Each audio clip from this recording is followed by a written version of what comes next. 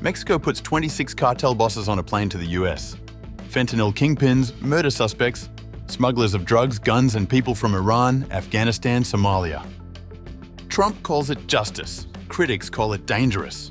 Because behind the handover is a secret order, authorizing US military force against Latin American cartels. The biggest crackdown in decades, or a trigger for chaos on the border.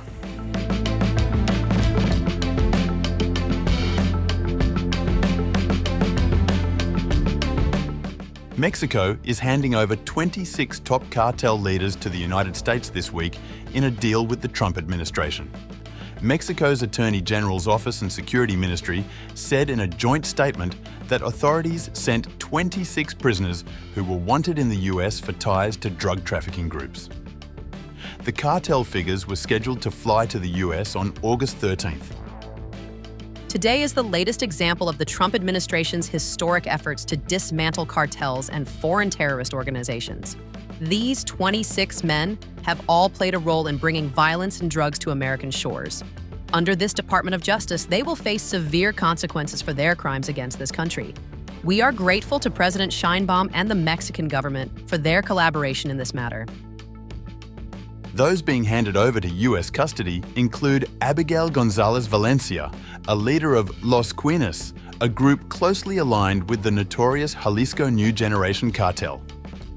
Another person, Roberto Salazar, is accused of participating in the 2008 killing of a Los Angeles County Sheriff's deputy. US Department of Justice officials said it also included the Sinaloa cartel's Leobardo Garcia Corrales, who is accused of trafficking fentanyl into the United States in exchange for weapons such as AK-47s, grenades, and submachine guns. Another is Abdul Karim Conte, who is alleged to have smuggled thousands of migrants through Mexico from around the world, including Iran, Afghanistan, Somalia, Kazakhstan, and other countries, by various surreptitious and unlawful means, including the use of ladders and tunnels to cross the US border. All those transferred face a maximum sentence of life in prison, except Conte, who faces a maximum of 45 years, if convicted. The handover comes as the North American neighbours negotiate a security agreement that addresses drugs and arms trafficking. The prisoners were moved under an abbreviated legal procedure, authorities said, which excludes some measures provided in traditional extradition cases. The US currently has other kingpins in custody, including Sinaloa Cartel, founders Joaquin El Chapo Guzman, who received a life sentence, and Ismael El Mayo Zambada, who is awaiting trial.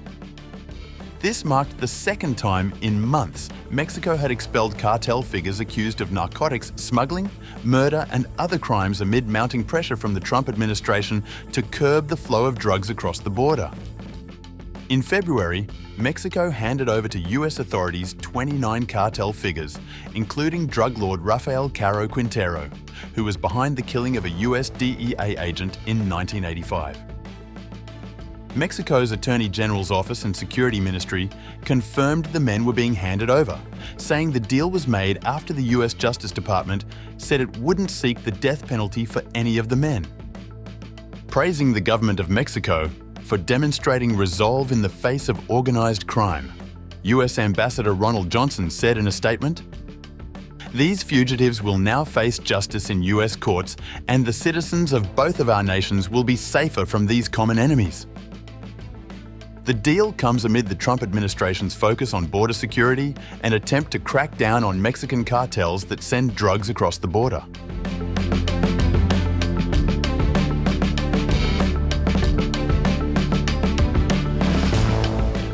The US President Donald Trump signed a secret directive on August 8th authorizing the Pentagon to use military force against some Latin American drug cartels.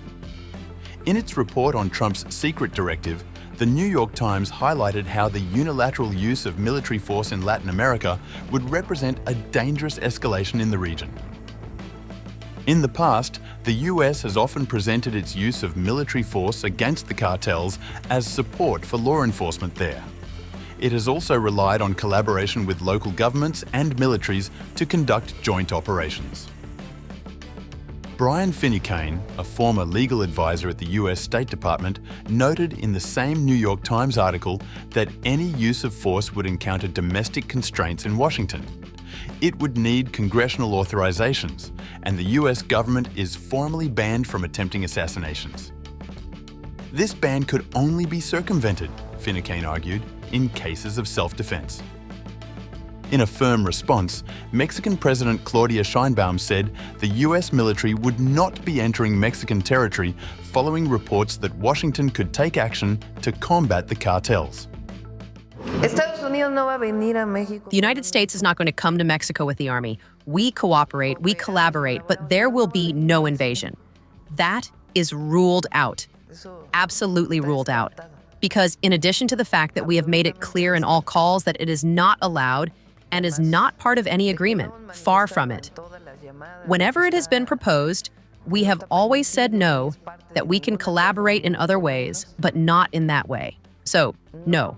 We were even informed that this executive order was coming and that it had nothing to do with the participation of any military personnel or any institution in our territory. However, at least since the 1980s, the ban on assassination has rarely constrained US foreign policy.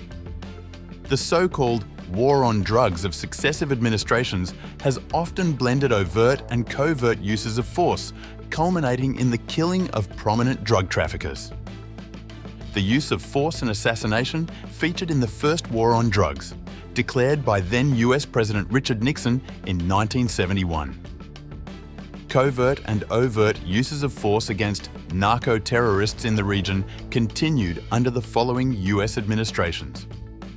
This extended to leaders of rebel groups such as the Colombian Revolutionary Armed Forces, who were involved in drug trafficking and thus considered a threat by the US and its allies. The US role here was largely providing the technology that facilitated cross-border assassinations. So, the use of US force against drug traffickers is not without precedent.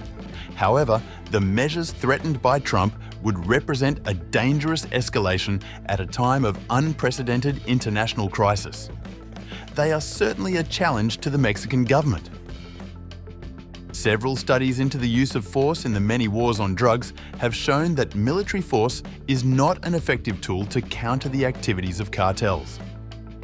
Militarization has already contributed to more violence in Mexico, and the decapitation of cartel leadership has often only increased the degree and brutality of such violence.